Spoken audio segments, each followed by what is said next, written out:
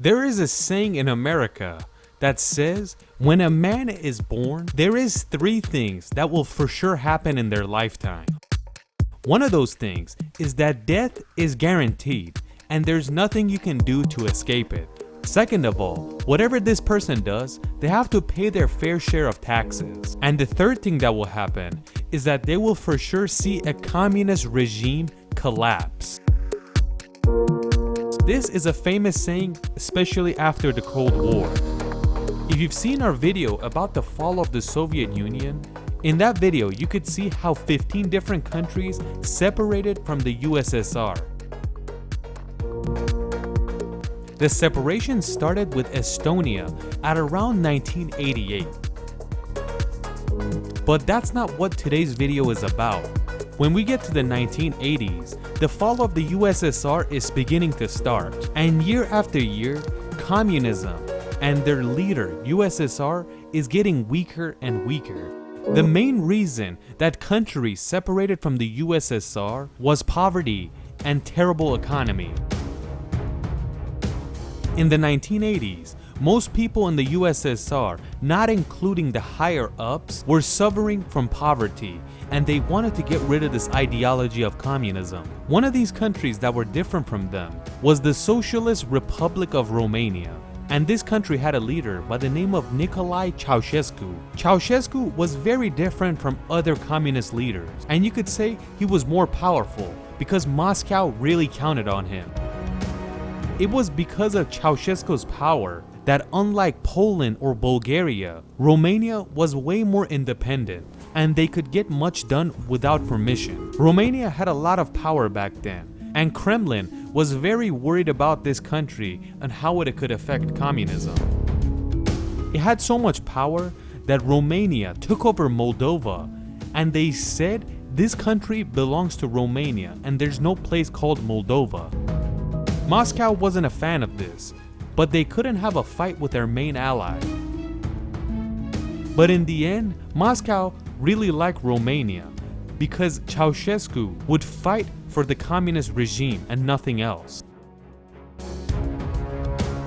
But when you get to the 1980s, everything in the Eastern Europe is falling apart. Poverty is running everywhere, and you could say there's starving people in every country. And what you're beginning to see in the 1980s is anti-communism in Eastern Europe. But between these countries, who's the biggest anti-communist? The people of Romania, and they were beginning to despise communism. The terrible economy caused Eastern European countries to step away from the USSR and say, we don't want communism anymore. But the people of Romania didn't have power like that, and Ceaușescu had a lot of power over them. He would stop protests by killing his own people. You could say the Romanian army had permission to kill any anti-communist protesters. Different sources say that in the 9 days of the Romanian Revolution, over 7,000 people were killed in the streets. But the revolution begins to take a turn, and on the 16th of December 1989, Ceaușescu gets very scared and begins to look for a solution.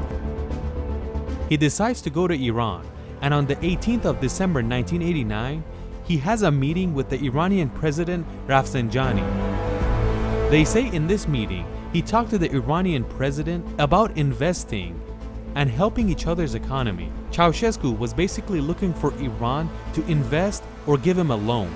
At that time, Associated Press reports that Ceaușescu was actually looking for a loan from Iran so he can help the economy of Romania. It seems like Rafsanjani knew what was coming because he accepted the deal and he said, we will be investing in your country. At that time, Ceaușescu was with his wife, and 3 days later, on the December of 21st, 1989, he returns to Bucharest. But this wasn't the same Bucharest he left. People were fuming. He decides to call his supporters of communism to have a speech in front of them. The video of this speech is extremely famous because when he's speaking, his quote-unquote supporters are booing him. Toate domeniile de activitate.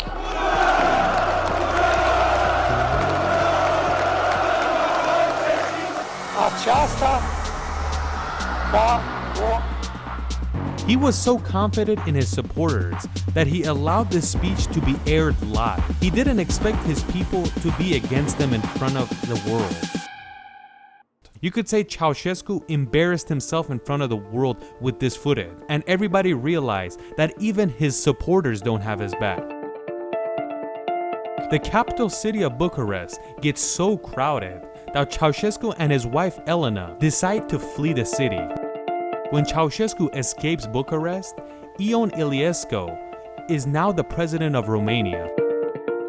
He was also from the Communist Party of Romania, but he wasn't a radical communist like Ceaușescu. Either way, 2 days later, on the 24th of December 1989, Nicolae Ceaușescu and his wife were arrested by the Romanian army, and on the same day, they take him to court.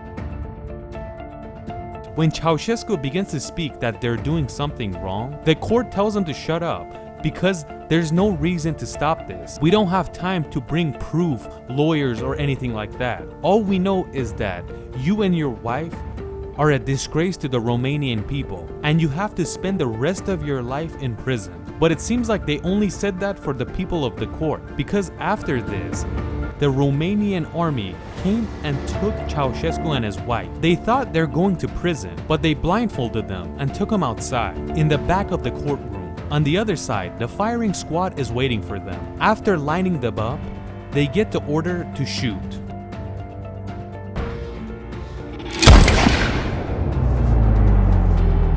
This is one of the shortest, weirdest revolutions in history, because from beginning to end, when Ceaușescu and his wife get executed, it's only 9 days. After the execution took place, Ion Iliescu is now the president of Romania, and he said the problem with Romania was Ceaușescu, not communism. But for the next 5 days, violence didn't stop until communism stopped. It seems like Iliescu wanted to keep the people happy, and he accepted that not only is Ceaușescu the problem, communism was also the problem. The death of the Socialist Republic of Romania was like cutting the leg of an octopus from the USSR, and that was a big hit for Kremlin. Either way, on the 20th of May 1990, there was an election in Romania, and Ion Iliescu was elected president of Romania. After he was officially elected, in his first speech he accepted that Romania is no longer communism and we are in the free market now, or capitalist.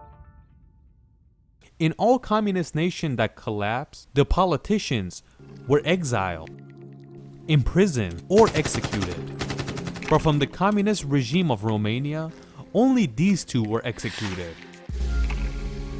Most of them stayed, and they changed their ideology from communism to somewhat capitalist. This event was a nightmare for Ceaușescu and Elena. Imagine you have absolute power over a country, and in about 9 days, everything is ended, and you're killed in the most embarrassing way. It's interesting to know that in 2002, before US attacked Iraq, George Bush threatened Saddam Hussein, president of Iraq, and he says, "We're going to get rid of you, like Ceaușescu." It's a weird world to live in. All I can say is that freedom will always win.